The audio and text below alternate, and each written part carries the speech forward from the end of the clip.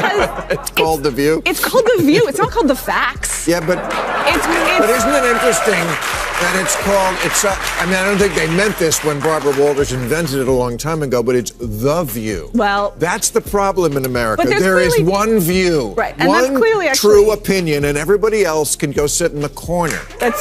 It's called The View, but let's be honest. These days it feels more like the only view. Kind of ironic, isn't it? I doubt Barbara Walters imagined it this way when she launched the show. But here we are in a time where one opinion rules the room, and everyone else is expected to stay quiet or get pushed aside. That's exactly what played out recently when Hostin found herself completely outmatched Lavanya. This wasn't a typical panel chat with polite disagreements. No, this was a takedown. Bill Maher and Megyn Kelly came in swinging with facts, straight talk, and zero patience for spin. And Sunny, she went from calm and confident to visibly rattled, barely able to get a word in.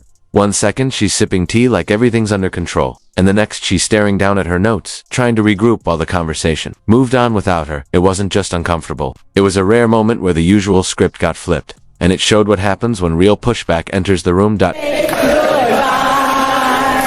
They're disgusting. She's Anna Navarro, in your wildest imagination, you could never solo host a show. You will only ever make it as part of an ensemble, and you could never hope to achieve the success that Tucker Carlson has. So you can sit in your little cheap seats all day long and enjoy your little negative henpecking, but your careers are going nowhere, and Tucker is about to dominate in whatever space he goes to. Picture a panel that went off the rails so fast. It made reality TV look calm. Bill Maher came in with his signature dry wit, throwing sharp lines that cut through the usual talking points. Megyn Kelly followed with calm precision, breaking down arguments with facts and focus. Together, they turned what was supposed to be just another segment into something much bigger, more like a serious reality check. This wasn't a calm discussion. It felt more like a verbal ambush, and Sunny Hostin clearly wasn't ready for it. She came in expecting a light back and forth, but instead, she was met with tough questions and solid points she couldn't easily brush off. Her usual confidence gone, her arguments wobbly at best. By the end, she looked stunned, like she'd just realized the conversation had completely slipped out of her control. It was one of those rare moments when The View got a dose of actual pushback, and it showed. Let's talk about Sunny Hostin's go-to party trick. Swinging that law degree around like it's a luxury handbag with a hidden blade. Talk about Whoopi Goldberg, because I got so many texts this week because she attacked me the week before. Sure. So she was, everybody was like, oh, Bill, I get you're enjoying the karma. First of all, I'm going to talk about this at the end of my show next week, teaser. But there is no thing as karma, okay? Get over that. Whoopi attacks me on a regular basis. She says stupid shit on a regular basis. It just happened to go. Let's talk about Sunny Hostin's favorite move on The View, leaning on her law degree. Like it automatically makes her the final word on every topic. She brings it up so often, it might as well be printed across her forehead. Former federal prosecutor, bold and flashing. The moment she says, as a lawyer, you already know what's coming, some overly confident opinion that's either completely off base, painfully obvious, or dripping with smugness. And sometimes, all three at once. She turns every conversation into a courtroom, even when there's nothing to argue, whether it's TikTok trends, a viral meme, or how mayonnaise is stocked at the grocery store. Sunny finds a way to twist it into a speech about systemic injustice. It's less about discussion and more about moral performance. No facts, no real back and forth, just a lot of grandstanding, followed by that familiar smirk. Honestly, she's starting to sound like a live version of outraged Twitter, loud, theatrical, and always missing the point. On The View, where nuance should matter, she often turns real issues into dramatic monologues that don't leave much room for honest debate. Hot mess that they air in the mornings, called The View, had to issue not one, not two, not three, but 4 corrections, legal corrections, 4 legal notes. We only have 3 of them on camera. Not to mention what they did at that debate, where once again, they tried to fact check only one side, and then when their fact checks got fact checked, they cowered. They cowered in fear. And here's the best part even. Whoopi looked like she was praying for a commercial break. That side eye, classic. You could practically read her mind. Not this drama again. While Sunny was busy turning a simple salad recipe into a full-blown civil rights lecture, the conversation completely slipped away from her. This wasn't just a debate. She lost. This was a full-on reality check. She got steamrolled by straight talk and sharp points, and all she had left was that signature scowl. You know, the one that doesn't say I'm wrong? It says I'm disappointed in humanity. Now, having strong opinions is fine, but Sunny treats every topic like a personal stage. It's part legal drama, part emotional TED Talk, and zero real discussion. She's not interested in conversation. She's delivering a sermon from some imaginary mountaintop, where only she knows what's right. But here's where it all fell apart. Bill Maher and Megyn Kelly weren't playing that game. No dramatic pauses, no applause, breaks, just facts, sharp wit, and tough questions. And just like that, Sunny's confident monologue turned into a messy improv moment. No big finish, no audience cheers, just silence, awkward glances, and secondhand embarrassment. In short, it wasn't just a bad segment. It was a clear reminder that preaching doesn't work when real dialogue finally shows up. Now, I'll use any term you want. Okay. Because maybe that is a word that's triggering, and so let's not use that word. I don't know, want to call it the super far left, but don't tell me the left Or maybe the super far right. Well, he's talking about the left. Well, then okay, but we talked about that. I mean, I think we agree about the danger of the super far right, and I can't say it enough. I think they're the bigger threat. But don't tell me that the left hasn't changed. Mm-hmm. I'm old enough to remember when it was the conservatives who hated the Yeah.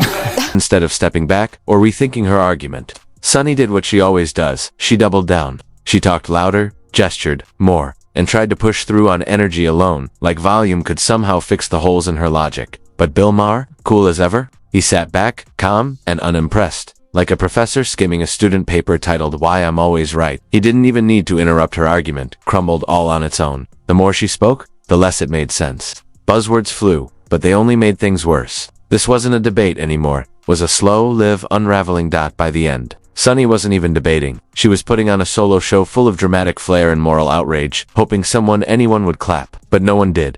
Then came MegynKelly.com/clear, in control. No shouting, no dramatic pause. A precise, measured response that quietly dismantled everything Sunny had tried to build. It wasn't flashy, it wasn't loud. It was effective. With steady, pointed replies, Megyn peeled away Sunny's scripted talking points, revealing the same old recycled phrases we've all heard before. Nothing fresh, nothing solid, just the usual echo chamber fluff. That's the real issue. Sunny's entire approach depends on long monologues where no one pushes back. It's always the same pattern. Accuse, overact, moralize, repeat. But when someone finally shows up with calm, grounded facts, someone who won't be steamrolled by theatrics, it all falls apart. And what's left? Just the sound of deflation. Next. Stop saying that Whoopi Goldberg getting yanked from The View right after she attacked me on The View is karma. There's no such thing as karma. Sorry. Sorry, but life is random. The only word to describe it when a big game hunter gets trampled by an elephant and then eaten by lions is hilarious. And just like that, Sunny's argument completely collapsed. It wasn't a misstep, it was a full-on crash. One moment she was delivering her usual speech with confidence, and the next it all fell apart in real time. No yelling, no drama from Megyn Kelly, just one calm, fact-based point. That was all it took. Sunny's entire position came undone like a flimsy stage prop under a spotlight. Let's be honest. Megyn Kelly doesn't even need to raise her voice. She brings sharp arguments, grounded in facts, and that alone seems to set Sunny off. It's almost like just hearing Megyn's name triggers a defensive reaction. You can see it happen, the tone shifts, the voice rises, and logic takes a back seat. Too emotional posturing. Why? Because Megyn represents everything The View doesn't handle well. Clarity, control, and no-nonsense debate. She doesn't play the drama game. She doesn't rely on moral outrage or sweeping statements. She simply makes her point clearly and directly and lets the facts speak. And on The View, that kind of approach throws everything off. It cuts through the noise. When you walk into that studio with stats instead of stories, logic instead of theatrics, and you stay composed while everyone else performs, you're instantly seen as a threat. That's what happened here. The whole exchange started as a discussion about world powers and patriotism. Alyssa Farah offered a reasonable take, trying to bridge views. Then Sunny jumped in with her usual emotional framing, tying in race, nationalism, and her go-to talking points. And from there, it spiraled. She wasn't prepared for real pushback. And when it came, the result wasn't just a lost argument, it was a total unraveling. You called white Republican women cockroaches. Actually, I didn't. And you said they're acting like cockroaches. I used it in a similar. Let me answer that. Okay. I used a metaphor. Here's what I'm going to ask you all to do. Here's what I'm going to ask you to do. Wow. Yeah. I'm going to ask you to tone it down a bit because I can't hear anything. Let no me one respond. can hear what's being She said. just said I Do you called white women understand why roaches. people All right, we're because going to I go to didn't. break.